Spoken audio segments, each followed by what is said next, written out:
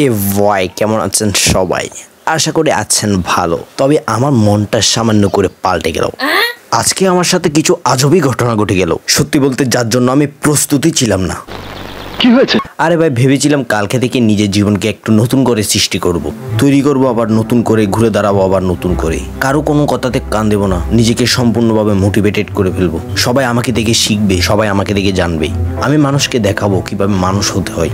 আর income হাইরে, টাকা হাইরে, এগুলো তো অভাব থাকবে না, কারণ আমি সফল হয়ে যাব। তুই সেই ভাবনা আমি মাথায় নিয়ে আমি ইউটিউবে চার্জ দিলাম মোটিভেশনাল স্পিক্স। এরপরে যেটা আমার সামনে এলো, no love no problem, no money big problem, এটাই বাস্তব। হা হা হা। আজ আমার সব ধারণা পাল্টে গেছে।